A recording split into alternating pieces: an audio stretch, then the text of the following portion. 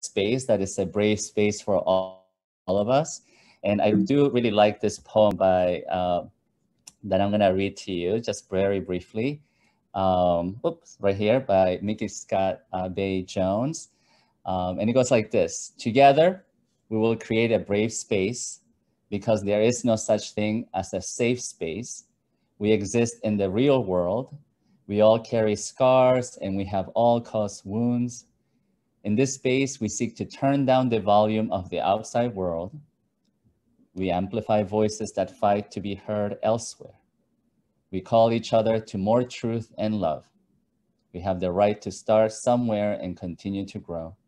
We have the responsibility to examine what we think we know. We will not be perfect. This space will not be perfect. It will not always be what we wish it to be, but it will be our brave space together, and we will work on it side by side. So I ask you, I entrust you with this meaningful time and space as we not only are in this larger group, but also we head into breakout rooms throughout our sessions. I ask that you keep this in mind as well. Our second norm is to just stay solutions oriented and positive. We ask for your patience if something's not working. We've done our best to try to put everything at your fingertips and to really help you maximize our time. And speaking of time, time management is one thing that we all have a great level of expertise, but obviously we want to learn more and do better. And so right now I'm going to ask you to just focus on our time together. Give yourself the gift and the luxury of just learning with each other and sharing with each other and helping one another make the most out of this one time. With that said, here's the notes catcher. As you can see, there's some information about links for this session, but also resources for later on and our future dates and office hours that we'll have, and we'll share a little bit more about that at the end.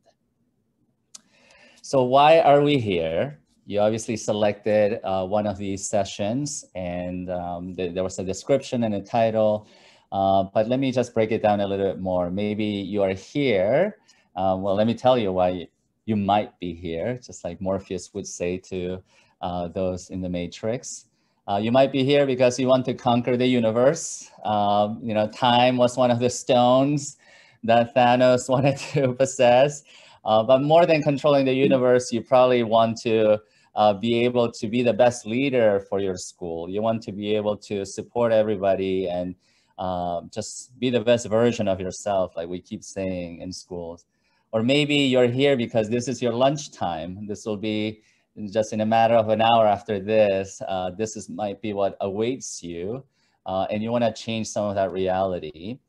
I got the privilege of working with some of you and other principals over the past few years around how to make time for the things that matter. And in a survey with a group of 17, again, while this may not be representative, I'm going to show you some of the responses, obviously anonymous responses, in which 100% of the school leaders here said that they work through their lunch break, not too far from that picture.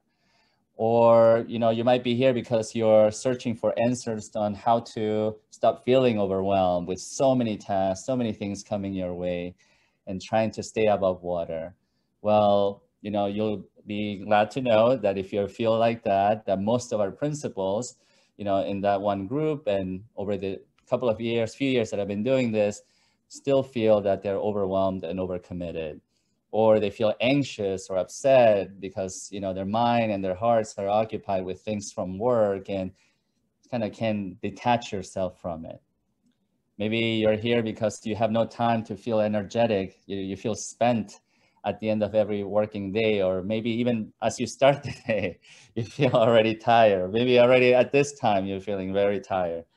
Well, principals in my previous PLCs would say that, they feel exhausted already early in the week, or they feel guilty because they can't get everything done. There's so many things that are there. Maybe you're here because you want to achieve a life-work balance. Some of that guilt, you feel it at the home end with your friends, family, loved ones, and you feel you're giving your right and left kidney to the work and the cause. And while really good and meaningful and altruistic and honorable, is hurting on the home end as well, on the personal side of things. And so, we had just over half that, they would like to have some time just for themselves, and so almost half don't get that me time. Or look at this one on vacation time, not using vacation times, for example, and just waiting until very absolute latest. And if that comes, great, but most of the time it doesn't seem to come, and we just keep accruing them or hit the limit and not use them. Or maybe you're here because you're tired of giving the leftovers to the people that you love and care about, or you feel that you're getting the leftovers because you're spent and giving everybody your best, and then there's nothing left to give you yourself. Maybe that's why you're here. How do you make time to give you and those you love the very best of you? So then people have said that they don't have enough time to spend with loved ones. Most principals in my group said that. Or if they are with family or friends, they're constantly thinking about work. That seems to be the case for many of us. So Amir is gonna drop on the chat at this time. We're gonna do a quick, there are about 13 short agree, disagree statements, I can statements. I would like you to complete that because we're gonna take a sample look at all of us here in the room. So I'm gonna give us about 5 minutes to just access this survey. And then at the end of that time, Amir will let us know how many we've gathered so far out of those of us who are present here today. And we're gonna take a look. We're gonna have a real-time sort of look as to where we find ourselves. Where does this group in this container of the first masterclass for making time find where we find ourselves, okay? So I think, Amir, we have the thumbs up. We have the link on the chat. Awesome. So then take about 5 minutes here. They're simple agree, disagree statements. Try not to overthink.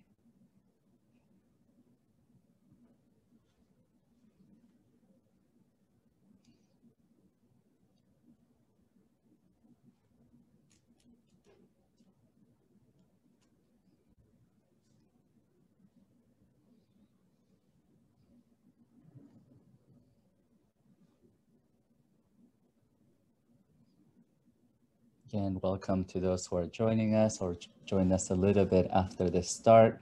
Also, welcome, I forgot to greet those who are viewing this later on asynchronously.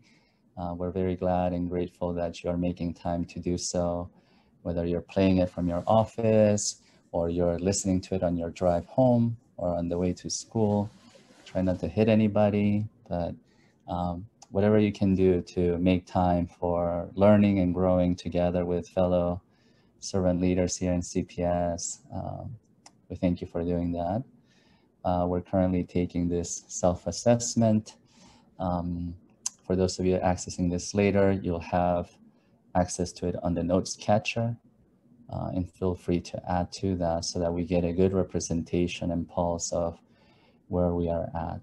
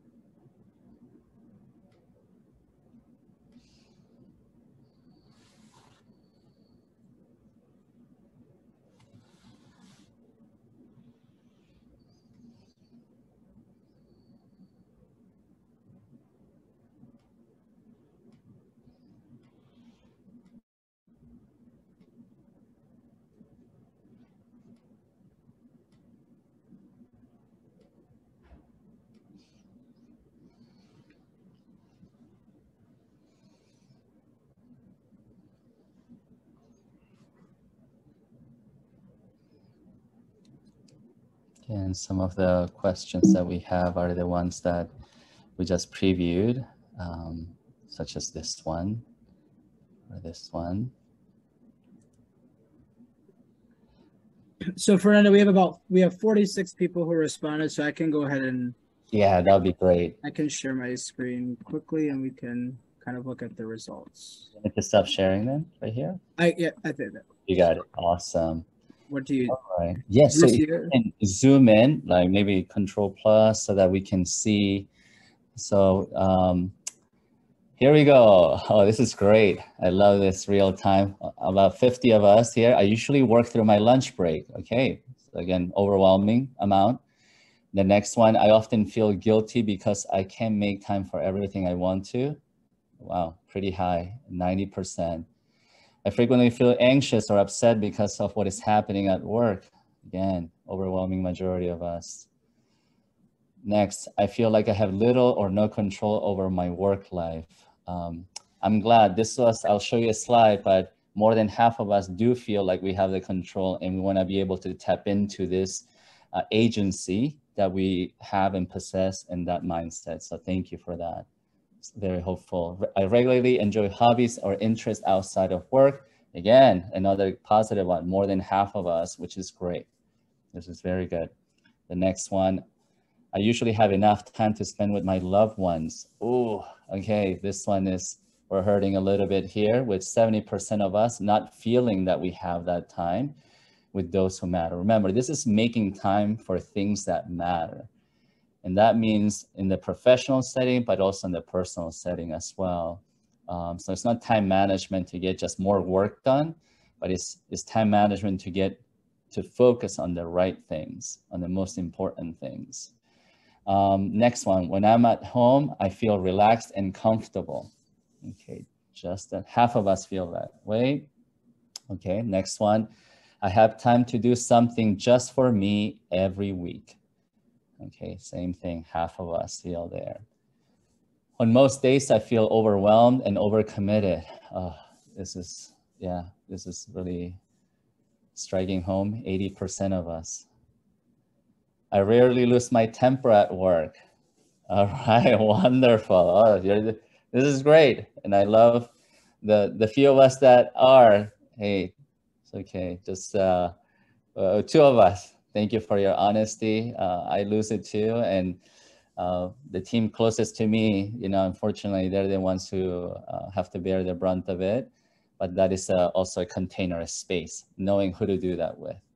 Next one, I never use all of my allotted vacations. Again, almost similar to the sample group that I showed you. And then I often feel exhausted, even early in the week. My goodness, right now it's 88% of us. Next one, I rarely miss out on important family events because of work. Okay, half of us agree. That means the other half, we do miss out on going to our children's performances or club meetings or tending to a family member who's ailing, for example, or any anniversaries. I frequently think about work when I'm not working. Yeah, we struggle on how to turn off the soundtrack of work. I have a book here that I'll introduce. Many of you may have read it, by John Acuff, the book Soundtrack. In fact, my whole staff, this is the book we're starting just for pleasure reading this year. We don't know how to turn off the overthinking, the constant thinking that is happening. Next one, my family is frequently upset with me about how much time I spend working. If they're not happy, I like to say I don't get to do the work that I love to do. If I cannot have the support of my family, they're not on board. So how do we manage that part of it so that we can be very much in sync too? So thank you for sharing so candidly and honestly with us here this morning. So I'm gonna get back to our slide here and just sort of continue. Oh, sorry, that's our notes catcher, sorry. Okay, here we go. Okay. Let me see. Amir. I hope I didn't move it. Sorry. Oh, okay. I may have done something here, Amir. Let me just get back the slide. Okay. Thank you for your patience. Okay. So let's hear from people here on the chat as I get myself to share the screen, either on the chat or just by unmuting yourself. What have you noticed here? What are you noticing in our data? What struck you? What resonated with you? So we like to hear, as a community, we're a community here learning from each other. What did you notice? I saw some heads shaking, affirmations, and sideways. Can I chime in? Yeah. So what I noticed was that even though a lot of us felt we were out of time, unable to control our time, a lot of us felt like we were in control of the time of our work. So that's a big thing. And I realized that with myself, because I know that I can control my schedule and my time at work, but I still feel like I have too much to do. Yeah. At the same time. Yep. Yeah. Thank you, Juan. And if you can do the same thing as Juan, just maybe Juan Cardona, from what school, and then share yours, so we'll get to know you and learn from you as well. Thank you.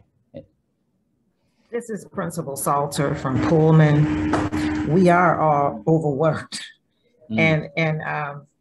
but I can say that I land in that space, but I am really, really trying to be intentional about making time for myself. And I can finally say I'm proud of myself for having a team that is really picking up some bricks and turning, and so that I don't worry, because I have team members here that are taking care of things. Now the work doesn't stop, because I'm always thinking about what else is there to do. But one of the things that I've been trying to do is take my lunch.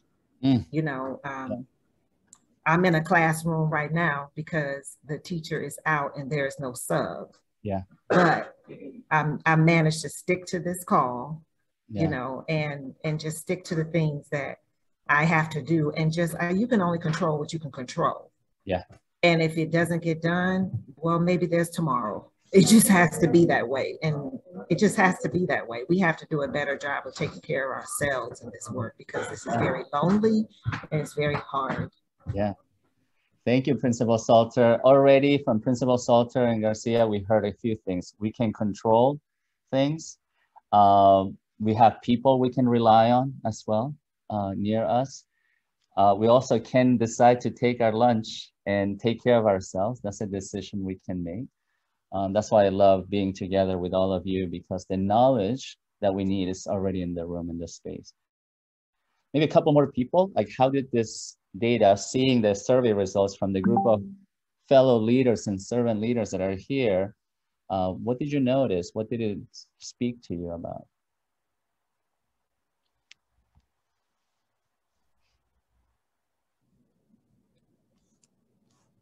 Principal Lyons sharing, we're overworked and not taking enough time for ourselves. Yeah.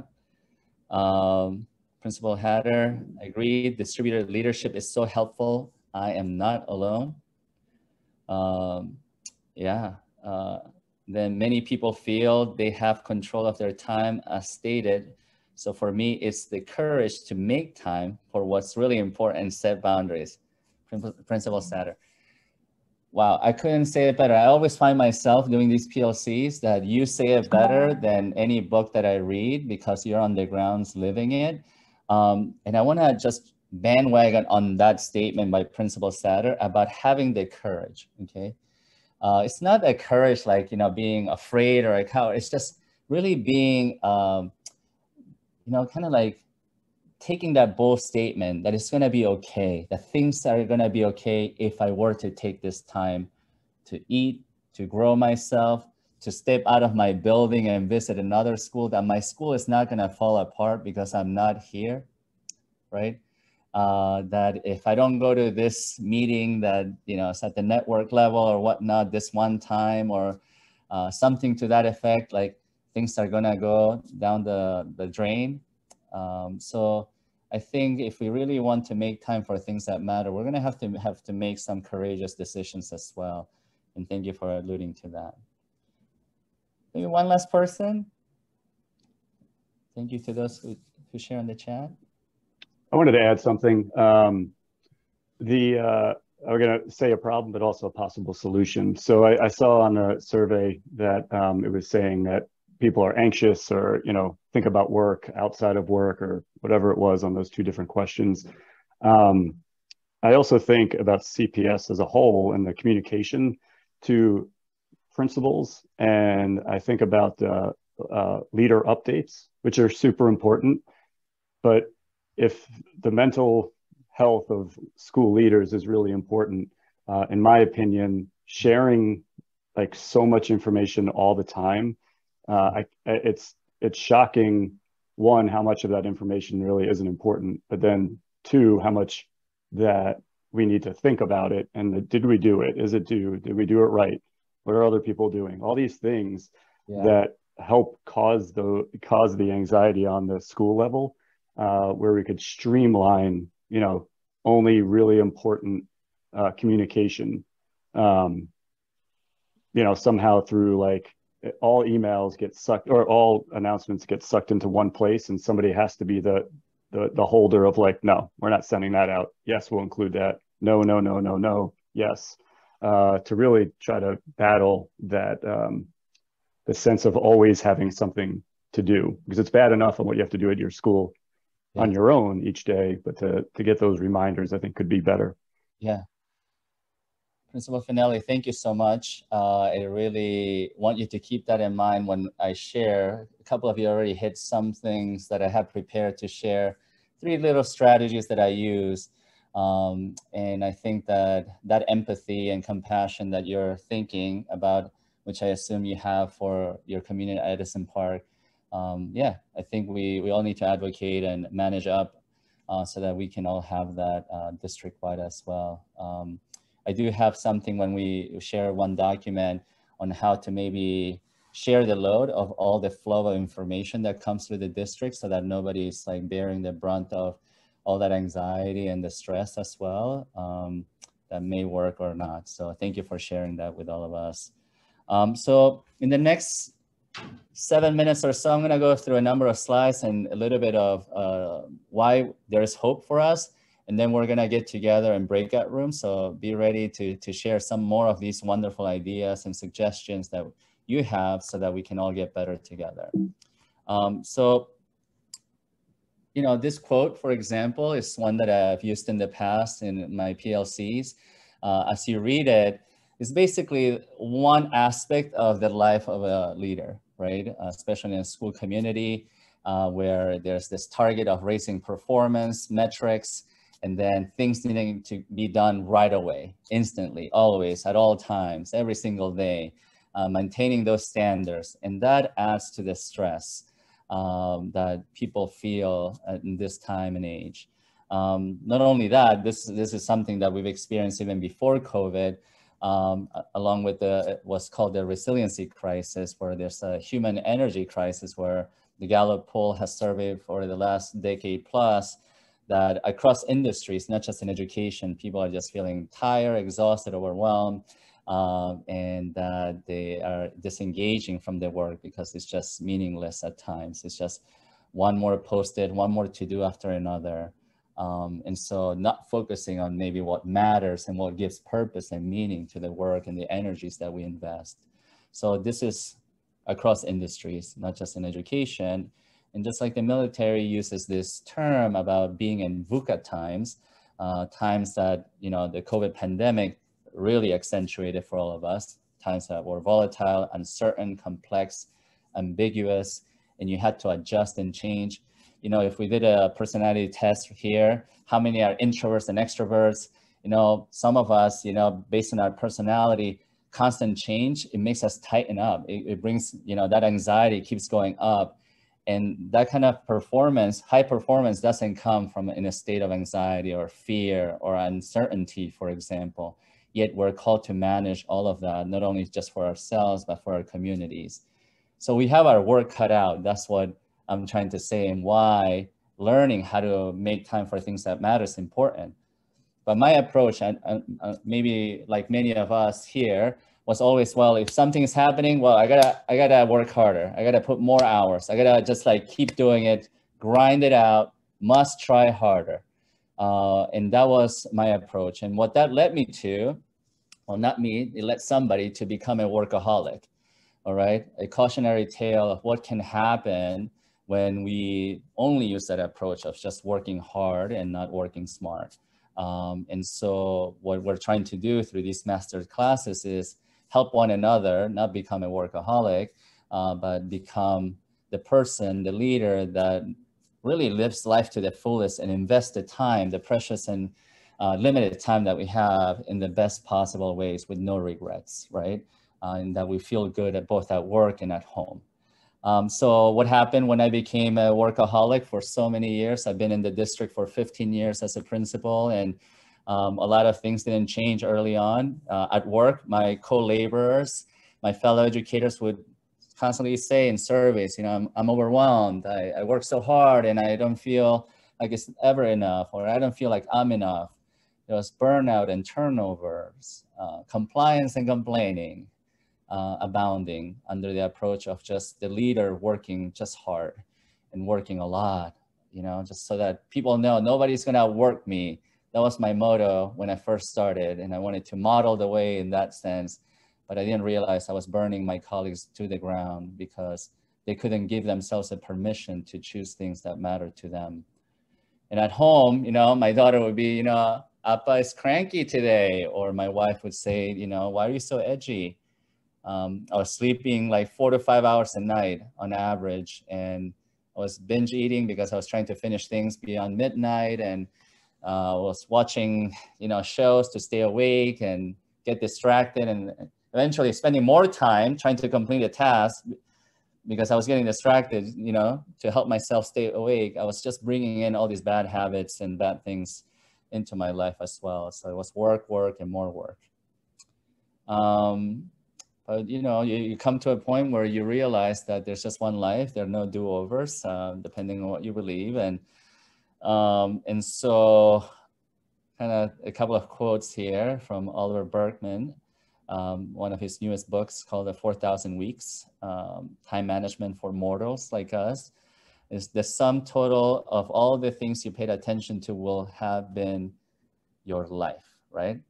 That's what we have. And T.S. Eliot reminds us that we can live through life just having the experience, just like Groundhog Day over and over again, but miss the meaning. And meaning is missed when we don't focus on things that truly matter, right?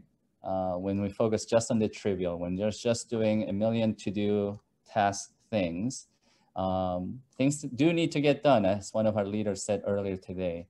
But how can you, as the primary leader of your school communities, focus on the most important things, both in and out of work? So there is hope. And the hope was pointed out by a few of you already, in just how there is this aspect that it's not all bad, right? That we do have sort of environments where we can feel more relaxed, or we have control. I think this is the one that I want to focus on. There's hope because we do have agency and control. And so what did I do? I started thinking, again, put yourself in my shoes, for example. I put myself in your shoes. And like we know, any change starts with me, right? Harry Truman, the buck stops here. You're the leader. If you want to see anything change at your school, at your home, we start looking within. Craig Rochelle has this quote that rings true to my ear all the time. When the leader gets better, everyone gets better. Okay, that's one thing. Again, when the leader gets better, everyone gets better. When we invest in eating and having lunch and showing the rest of our community that that's important, or that We take time to sleep, the hours that we need to sleep, or exercise, or spend time with family. Others around us spend time on that, and then they get better too. We can all agree that a burnt out teacher is no good for a student in helping them learn to their highest potential. They're not gonna give their best. So, but it starts with us. So how do we do this? You know, there are many decisions to be made and sort out. So I'm gonna give you 3 simple things that I did. This is not the essence of this Masterclass series, but just to get us started with an appetizer as we look forward to the next 3. I want you to maybe write these down and consider them, because I already heard that a couple of you are doing these things. The first thing was to learn. I needed to make sure I got an understanding of all that unraveling that needed to happen. And I needed to come up with a solution, but that is a process. And the best way to go about it is to learn. In the process of design thinking, some of you have done that through the design challenges. The first thing is to empathize and define. That means get an understanding, you know, collect data, research, learn a lot before you try to prototype and ideate a possible solution. And so one of the things that I did right away was to dig into books and talk to people about what they are doing. And they recommended books as well, audiobooks. I listened to them on long drives to the East Coast when my family is, or my commutes every day that I have from, you know, Marie Kondo's, you know, The Art of, sort of like decluttering, or The Power of Habit, or just being grittier during this time. Some of these books, Deep Work was one essential one that really helped me quite a bit, and is noted in one of the resources as well. And lately, you know, since the first time I did a PLC, we've included Atomic Habits, you know, soundtracks, for example. I didn't include it here, but Essentialism. Some of you who are here on this call, we use this book as well. And there's a new one that, you know, I've only been able to preview, that I hope maybe we can read and have some updates by our next masterclass, is 4,000 Weeks, Time Management for Mortals. It's the hottest one. Adam Grant, who wrote the book Originals, and others, a UPenn professor, just made a claim that this is probably the most important time management book that he has come across, and that says a lot. So I'm looking forward to keep learning. But that's one thing. How do we keep learning? And just like the design thinking process calls for, the second part is to ideate and prototype, meaning you got to design and build. So I needed to test the ideas that I learned from people, from books, from colleagues as well, you know, anywhere and everywhere, and then create and design something that will work for me. So one of the things that I did, I used what's called a habit tracker. And I used this a little bit tongue in cheek, because when I started this, you know, I started March 2018. I didn't do anything for months. And that's why you see September 2018 there. And I still didn't do anything. I had these goals that I wanted to do. I wanted to sleep more, exercise more. I wanted to help out at home, be more present, carry my weight, do the dishes, you know. I wanted to watch less TV. You know, we actually don't have a TV, but just not be online, for example. I wanted to make time for, you know, better things like reading, you know, maybe writing gratitude cards. I was complaining a lot about my staff at the time. I was just saying, how come they don't get it? You know, it's been so many years and this and that. And so I realized that I needed to lead a life of gratitude myself first. And so that didn't quite take off, right, for months, until it started doing that. And it started working, right? Like by April 2019, I was in a flow of things that I wanted to target. Now, they don't recommend being so overly aggressive with so many things that you want to work on, but, you know, I don't know about you, my staff and I will always say we're our harshest critic, and we see so many things we want to improve. So I kept tracking these things. And I applied the Jerry Seinfeld strategy. You know, Jerry Seinfeld said that, you know, when asked, how'd you become a great comedian? And he said, writing every day. That's the key. That's my secret. I write every day. And then as I write every day, I mark an X on my calendar when I've done something. And when I do it, I feel good. And eventually, I don't want to break the chain. I want to keep that chain going, that streak going. So I did the same thing with my habit tracker, and I do that until it becomes second nature and automatic what is that valuable thing that I'm selecting, that you're going to select? You know, having game night once a week for sure. You know, calling somebody that, you know, you haven't talked to and making that a routine, for example. Sleeping the required amount of hours, drinking the amount of water, whatever you think is what you need to take care of you so that you can be the best you. How do you not break the chain? The last thing, it was to communicate and delegate. So that's one thing, is to make sure that people knew about my plan, both at home and at work.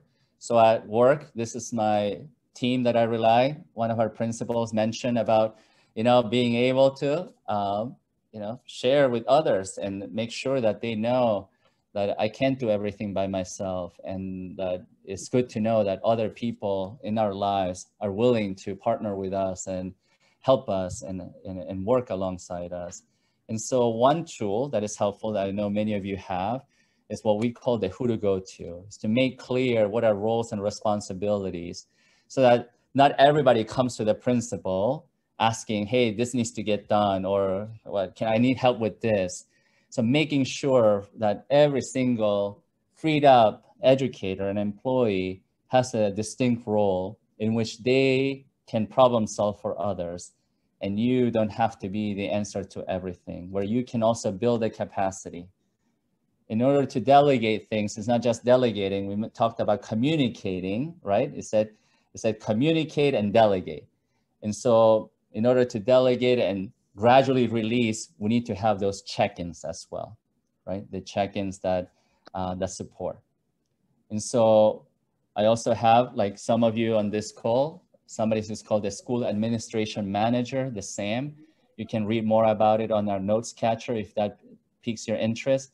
But my SAM helps me make sure that I get to focus on instructional matters more so than operational and managerial matters, which is the bread and butter of our school leadership experience, right? We're always told, be an instructional leader, not just a manager. Well, it's hard when 70% of principals in the United States spend more time on operations and management than on instruction, and just the average. So hey, you guys will all love this. So as we're trying to do a time management call, I have the fire department here who wants to do a fire drill, and I have a new kitchen person, whatever, from the district that wants to meet with me. Yeah. Yep. So right now I feel like I have no control of my time because I'd much rather sit on this. And so yeah. I think everybody get a good chuckle. They'll handle the fire drill fine. That's what happened at 9:50. Amira and I were on call. We were doing a fire drill too. It's just, I just closed my door. I'm getting ready to spend time with my colleagues. But yes, thank you for bringing the reality of our work. So if you want to learn more about the SAM, we have different people, but here in my schedule, I put in that deep work time. And the preview of that is this.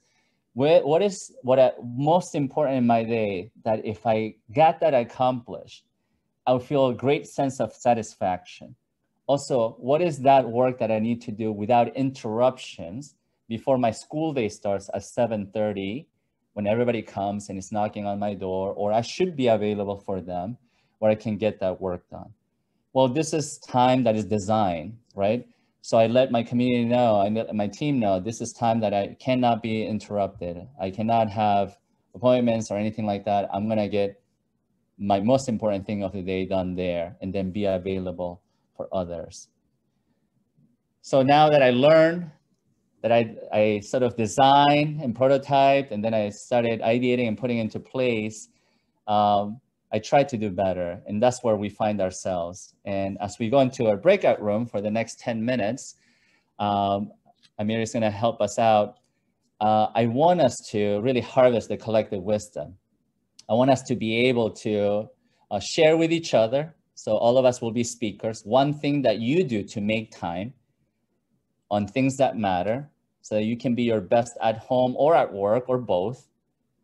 Explain to your breakout room mates why that is important or why it works for you.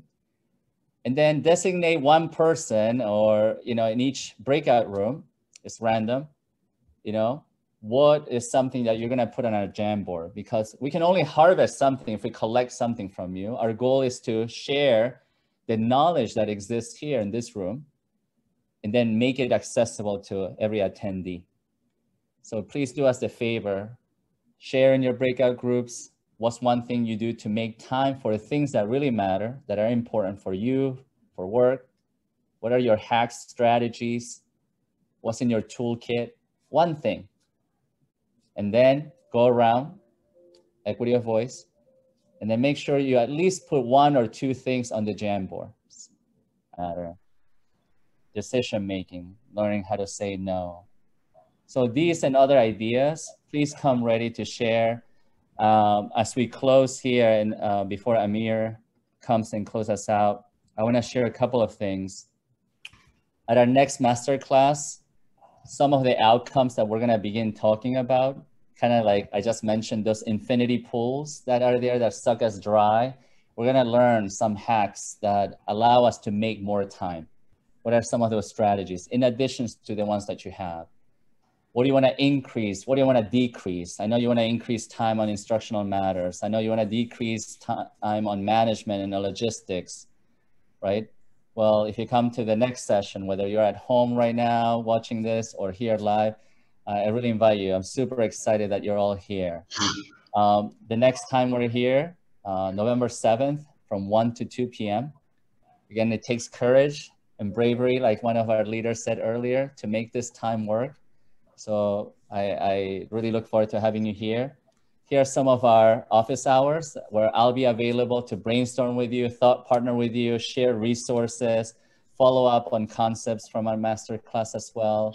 Let's listen to you as well. Please come. I chose specifically a time in the middle of the day where it would hurt you, not hurt you in a bad way, but where you have to step in courageously to make that time, right? Where it's not easy to do it, where you have to take that leap of faith to come and show up and get what you need and want. And finally, because we're all here together, supported change is 90% more likely to succeed than doing it alone. So I'm super grateful that you're here. Amir and I are super psyched about the remaining 3 sessions and the office hours, and we'll get to know you better and your needs too. So